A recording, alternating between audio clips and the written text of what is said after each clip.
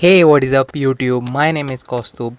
You are watching Technobuff channel, and in today's video I'm gonna talk about the smartphone myths that people have in their minds. Before starting this video, I would like to wish all of y'all a very happy Ganesh Chaturthi. Stay safe. So without any further ado, let's get straight into the video. But first, let's roll the intro. Audio Jungle.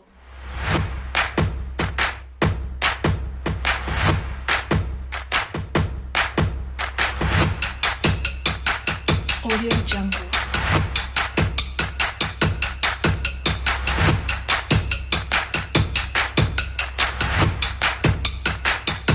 Audio Jungle. Okay, so the first myth that people have in their mind is about the megapixel count that camera has. They think that a greater megapixel count will be producing better pictures, better image quality, but that is not the case. When you see 12 megapixel camera of the Gcam, the Google camera, versus the 64 megapixel, 48 megapixel, or even the 108 megapixel, we will see a lot of difference in that. It's not just about the megapixel count, but how the camera is optimized by software also. Both the hardware and the software should equally contribute to it to produce crisp quality image. I will share the comparison of 48 megapixel picture versus the 12 megapixel of the Gcam picture side by side at the end of this video, so please watch the full video. The second myth on the list is about battery consumption. People use battery saver apps, think that they will that battery saver app will save the battery, clean all the junks or garbage inside the phone. It sweeps away all the junks and all. Actually it eats up not only the RAM, but also it eats up the battery. Instead of saving the battery, it consumes the battery. So do not install any battery saver apps. Even you don't need antiviruses for your phone. Only if it is rooted or it is vulnerable, then only you can use antivirus. So Clean Master, Dew, battery savers are simply useless apps for phone. The next myth I want to talk about is if you put your phone for charging overnight, it will damage the phone's battery life, or it will damage the phone's battery. Nowadays we get lithium ion batteries inside the phone, and phones are smart enough to stop the charging when it reaches 100%. Nowadays we get Asus ROG Phone 3, which you can set the duration from when to when it should charge fully. So if you go to bed at 10 o'clock in the night and you want the phone to be fully charged till 6 a.m, it will exactly charge the phone to 100% at 6 a.m, not before that, not after that.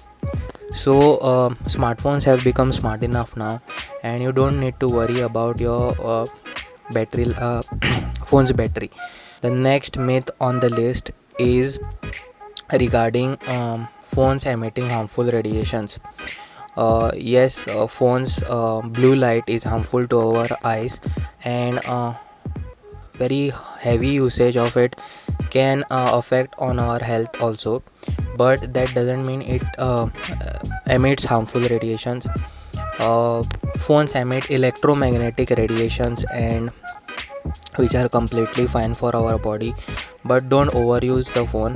I would suggest you to keep the phone away 1 hour before you go to bed. If it is necessary only, then you can use. And the next myth on the list is more amount of RAM will be making your phone faster. More amount of RAM means what? If you have a 6 GB RAM phone, then it will allow more apps to load inside the memory, right? So preferably nowadays, if we should have at least 4 to 6 GB of RAM. 3 GB of RAM is also enough if you don't use that many apps. Like if your use is normal, like you use messengers only, then and phone calls, then you can go with 3 GB RAM. But 10 and 12 GB of RAM is not required. Also, there should be perfect match of processor with RAM. Snapdragon of 4 series or even 6 series with 10 or 12 GB of RAM is not at all required. We hardly use some 20 to 30 apps maybe inside the phone, so it's not required that you have to have 12 GB of RAM. Yes, gamers and all those types of devices will definitely come with 10 or 12 GB of RAM. It is kind of future proof, but it depends on what version the RAM is, right? If it is DDR3 12 GB of RAM, it doesn't make sense now, because that will be slower now in 2020 if you compare it to DDR5, that is the latest version. So that is another myth. Need a perfect combination of RAM and processor, as in what process technology that they have used. If it is 7 nanometer, then it is the most advanced one in Android. And I don't know about iPhone because I am not iPhone user. The next myth on the list is cleaning the background apps will save the battery. Now Android and iOS have publicly declared it way long back that clearing the background apps has nothing to do with saving your battery life, phone's battery life. So don't unnecessarily clean your background apps. What happens is, when you clear it and when you load it again, it requires more battery.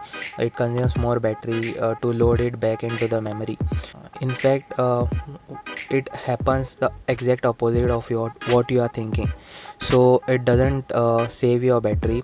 Smartphones are smart enough to clear the apps when they are not required.